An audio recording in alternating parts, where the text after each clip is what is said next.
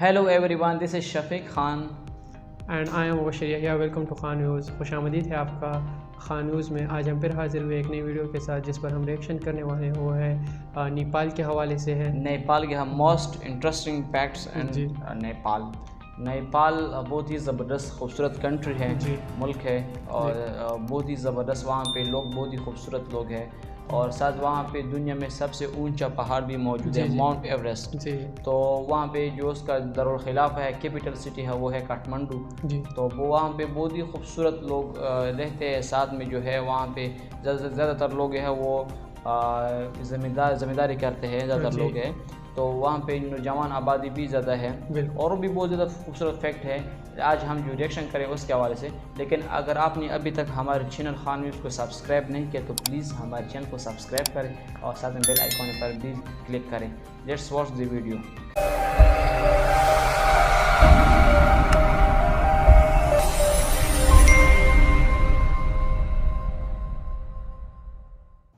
दोस्तों, जिस भूमि पर विशाल माउंटेन एवरेस्ट सीना ताने खड़ा हो और महात्मा बुद्ध जहां के निवासी रहे हो, उस जगह से अधिक रहस्यमयी और रोमांचकारी भला और क्या हो सकता है? गैस कर पा रहे हो हम कौन से देश की बात करने वाले हैं आज? जी हाँ, आपने बिल्कुल सही सोचा। आज हम बात करेंगे हमारे पड़ोसी देश नेपाल की। दोस्तों, नेपाल जिससे हमारे देश की एक ऐसी हमजोली है कि हम वहां बिना किसी वीजा पासपोर्ट के चक्कर मार सकते हैं। नेपाल जिसकी संस्कृति और आबो हवा ऐसी है कि हम उसे बेटी और रोटी का रिश्ता रखते आए हैं और इसे आगे भी जारी रखना चाहेंगे। नेपाल जिसे हाल तक दुनिया का एकमात्र हिंदू राष्ट्र होने का गौरव प्राप्त है। दोस्तों, नेपाल को पूरे साउथ एशिया का सबसे पुराना देश माना जाता है और उस देश का प्राचीन इतिहास काठमांडू की घाटी से शुरू होता है। नेपाल शब्द को हिंदू संत नेमी के नाम पर से ही लिया गया है, जिन्होंने काठमांडू की घाटी को बसाया था और उसकी रक्षा भी की थी। वैसे तो नेपाल पर कई सारे राजाओं ने बारी बारी शासन किया, लेकिन एक मजे की बात आपको बताता हूँ, वो ये कि ये देश कभी भी किसी दूसरे देश का गुलाम नहीं बना। इसीलिए तो हमारे देश जैसा इस देश का कोई भी स्वतंत्र दिवस नहीं है। भले ही नेपाल एक छोटा सा देश है जहाँ की जनसंख्या है करीब 3 करोड़, पर फिर भी यहाँ पर 123 से भी ज्यादा भाषाएं बोली जाती है। कमाल की बात है ना? दोस्तों, नेपाल की राजधानी शहर है काठमांडू, जो दुनिया के पहले 10 लोकप्रिय शहरों में शुमार है। 2000 साल से भी अधिक ज्यादा पुराना ये शहर कई प्राचीन मंदिरों का घर है जो अपने समय की कहानी बयां करता है। दोस्तों, हमने पहले ही आपको बताया था कि नेपाल देश की पहचान है माउंट एवरेस्ट से। इसीलिए तो नेपाल का नाम लेते ही हर किसी को माउंट एवरेस्ट की याद आती है। वैसे ही आपको एक और बात बता दूं कि दुनिया के 10 सबसे ऊंची चोटियों में से 8 नेपाल में ही है। अगर आपको ट्रैकिंग का बहुत शौक है और कभी मौका मिले यहाँ जाने का, तो आप इस चोटी के पहले पड़ाव तक जा सकते हैं, लेकिन उसके लिए आपको पहले से तैयारी करनी होगी। वैसे आपको बता दूं कि राफ्टिंग और ट्रैकिंग जैसा एडवेंचर का असली मजा अगर लेना है तो नेपाल से बेहतर जगह कोई नहीं हो सकती। अगर आपका ऐसा कोई शौक है तो कमेंट सेक्शन में हमें बता दीजिए। दोस्तों, पानी को इकट्ठा करने के मामले में नेपाल दुनिया में दूसरे नंबर पर आता है। अगर इसका समुचित उपयोग किया जाए तो ये देश हाइड्रो पावर के क्षेत्र में दुनिया में एक बड़ी ताकत बन सकता है। लेकिन दुख की बात तो ये है कि यहाँ लोगों को रोजाना 9 से 12 घंटे ही बिजली मिलती है और हर सीजन में 3 से 4 बार पावर कट होता है। इसी वजह से ये देश इंडस्ट्री, फैक्ट्री और ऑफिस की मूलभूत सुविधाओं के मामले में अभी भी अन्य देशों की तुलना में काफी पिछड़ा हुआ है। आपको सुनकर बुरा लगेगा कि नेपाल का नाम दुनिया के सबसे गरीब देशों की सूची में आता है, जहां पर आधे से ज्यादा लोग दिन के $1 से भी कम पैसा कमाते हैं। दोस्तों, हिंदू धर्म को मानने वाले लोग हमारे देश में सबसे ज्यादा है ना? लेकिन धर्म निरपेक्ष होने के कारण हमारा देश एक हिंदू राष्ट्र नहीं है। भारत के अलावा भी दुनिया में कई सारे देश हैं जहां बहुत सारे हिंदू धर्म को मानने वाले लोग हैं। लेकिन आपको जानकर हैरानी होगी कि पूरी दुनिया में नेपाल ही इकलौता ऐसा देश है जो एक हिंदू राष्ट्र है। यहाँ का 80% से भी ज्यादा लोग हिंदू धर्म का पालन करते हैं और अनुपात के मामले में यहाँ सबसे ज्यादा हिंदू निवास करते हैं।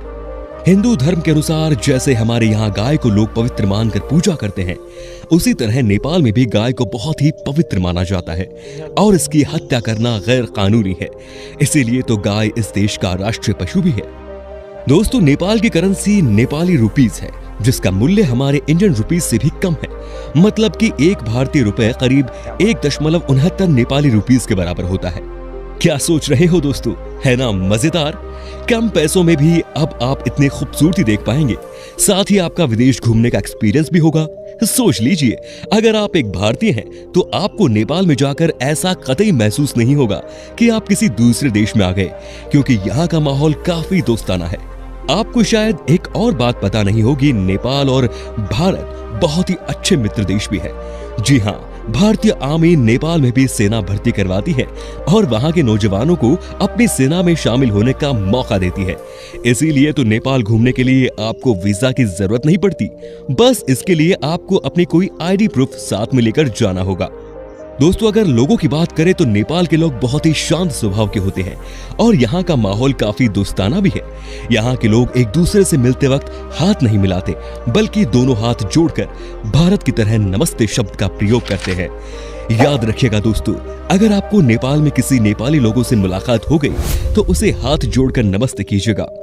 एकता और देशभक्ति की भावना के साथ नेपाल के लोग सर्वश्रेष्ठ शिक्षित है, क्योंकि यहाँ कभी भी धर्म, जाति और मजहब के मामले में दंगे फसाद नहीं हुए और जातीय संघर्ष के नाम पर आज तक एक भी खून बहाया नहीं गया।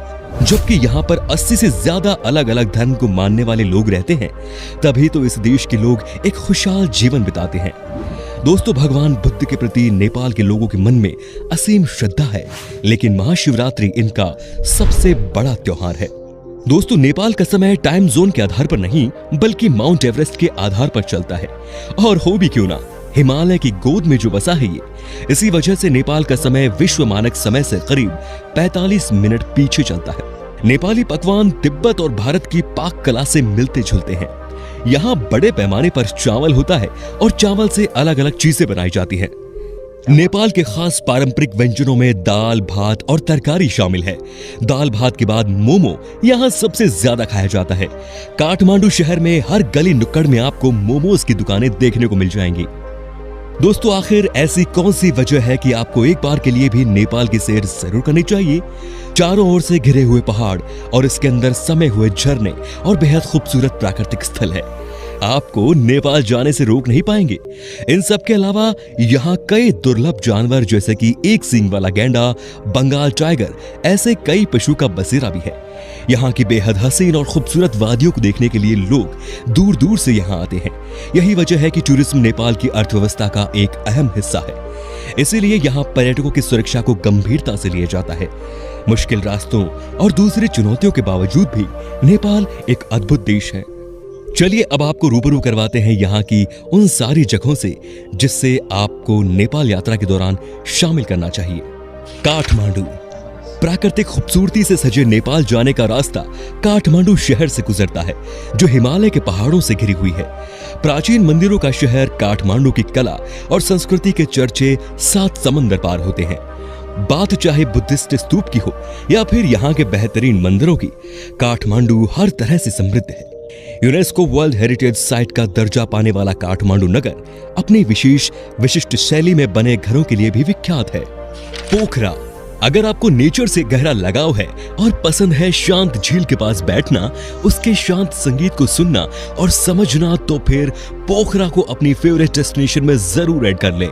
झीलों के किनारे आपको प्रकृति का ऐसा रूप देखने को मिलेगा कि मानो सारी खूबसूरती बस यहीं बसती हो। ये शहर 900 मीटर से भी ज्यादा ऊंचाई पर है, जो पर्यटकों को खूबसूरत नजारों और रोमांचक खेलों से रूबरू कराता है। पोखरा घाटी से हिमालय की ऊंची चोटियों को आसानी से देखा जा सकता है। झील के अलावा यहाँ कई सारे मंदिर भी हैं। पशुपतिनाथ मंदिर। हिंदू लोगों के 8 मुख्य मंदिरों में से एक है पशुपतिनाथ का शिव मंदिर, जो बागमती नदी तट पर स्थित है और हरी भरी वादियों से घिरा है। अगर इस मंदिर की संरचना के बारे में बात करें तो इसे करीब 1 मीटर ऊंचे चबूतरे पर स्थापित किया गया है। चौकोर आकार में बनी इस मंदिर के 4 दरवाजे हैं, जो चांदी के बने हुए हैं। इसके ऊपर सिंह का चित्र लगा हुआ है। सावन के महीने में यहाँ श्रद्धालुओं की भीड़ देखते ही बनती है। इस मंदिर के आसपास काफी सुंदर माहौल देखने को मिलता है और शिवरात्रि के दिन मंदिर में पर्व का आयोजन किया जाता है। नागरकोट। ये एक हिल स्टेशन है जो काठमांडू से 32 किलोमीटर दूर है। लगभग 7000 फीट की ऊंचाई पर स्थित इस हिल स्टेशन के बारे में दिलचस्प बात यह है कि यहाँ से हिमालय की चोटियों के साथ ही माउंट एवरेस्ट का भी सूर्योदय देखा जा सकता है। इस वजह से ये एक खूबसूरत रोमानी जगह के रूप में माना जाता है। अगर आप यहाँ से सूर्यास्त और सूर्य के अभूतपूर्व दृश्य देखेंगे ना, तो ये आपकी लाइफ का एक बेस्ट एक्सपीरियंस होगा।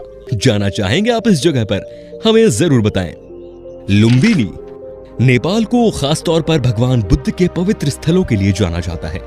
लुम्बिनी बौद्ध धर्म का प्रमुख स्थल है क्योंकि गौतम बुद्ध की जन्मस्थली यही है। भारत नेपाल सीमा रुमिनोदेई गांव को ही लुम्बिनी कहा जाता है। यहाँ का खास आकर्षण वहाँ का 8 स्क्वायर किलोमीटर में फैला गार्डन है। यहाँ माया देवी मंदिर भी देखने लायक है। ये मंदिर गौतम बुद्ध की मां माया देवी के नाम पर है, जिसमें उनकी मूर्ति भी है। ये नेपाल का काफी प्रसिद्ध स्थान है। बौद्धनाथ काठमांडू से 11 किलोमीटर दूर बना ये स्तूप दुनिया के सबसे बड़े स्तूपों में से एक है। तिब्बती बौद्ध धर्म के सबसे पवित्र स्थलों में से एक ये स्तूप नेपाल का सबसे विशाल स्तूप है। इसे बुद्ध की आंख के नाम से भी जाना जाता है, जो चारों दिशाओं में खुशी और संपन्नता बांटती है। यहाँ से संपूर्ण काठमांडू का विहंगम दृश्य देखा जा सकता है। ऐसा कहा जाता है कि देवी मनी जोगिनी के कहने पर राजा मनदेवा ने इसे बनवाया था। मंदिर के चारों ओर लामा और बौद्ध भिक्षुओं के निवास बने हुए हैं। तो दोस्तों, ये था हमारा पड़ोसी देश नेपाल, जहां की खूबसूरती का लुत्फ उठाने के लिए शायद आपको ज्यादा सोचने की जरूरत नहीं पड़ेगी। Welcome back friends. बहुत ही ज़बरदस्त मोस्ट इंटरेस्टिंग फैक्ट्स नेपाल के थे, और इसमें मुझे बहुत ही ज़्यादा खूबसूरत पोखरा सिटी लगा। बहुत ही ज़्यादा खूबसूरत सिटी है। और इनके जो है वो ग्रीन, मतलब इनके पास जो है बहुत अच्छी टूर करने की जगह भी है इनके पास। बिल्कुल, और जी बिल्कुल, इनके पास पहाड़ वगैरह बहुत ही अच्छे लगे मुझे। और इनके जो है वो सीनरी जो है ना वो बहुत अमेजिंग थे यार। बिल्कुल, लोकेशन बहुत ही खूबसूरत लोकेशन थे। साथ में वहाँ पे जो ज़्यादातर लोग हैं वो हिंदू है, और मुझे स्पेशल ये अंदाज़ा पहले नहीं था कि इंडिया की जो लोग हैं उसको भी वहाँ पे वैसे की ज़रूरत नहीं है, या हम बस डायरेक्ट जा सकते हैं। तो ये बहुत ही खूबसूरत शहर है, और काठमांडू, साथ में जो पोखरा। और इस तरह हम वीडियो आपके लिए लाए हैं, आप उस पर हम रिएक्शन करेंगे सिर्फ आपके लिए। सिर्फ आपको यही करना है कि हमारे चैनल को सब्सक्राइब करें और साथ में बेल आइकॉन पर भी क्लिक करें। वीडियो हमने जो लिया है वो है टूरपीडिया HD हिंदी से, तो वो भी आप देख सकते हैं। वो चैनल, उस पर और भी रिएक्शन होते हैं, उस तरह और भी कंट्री पर वो लोग रिएक्शन करते थे। तो अगर आप चाहते हैं कि हम आपके लिए किसी वीडियो या किसी क्लिप पर रिएक्शन करें, तो काइंडली उसका नाम और उसका लिंक हमें कमेंट्स में दे दें, ताकि हम उस पर रिएक्शन करेंगे आपके लिए। तो तब तक के लिए अल्लाह हाफ़िज़, फिर मिलेंगे एक नई वीडियो के साथ।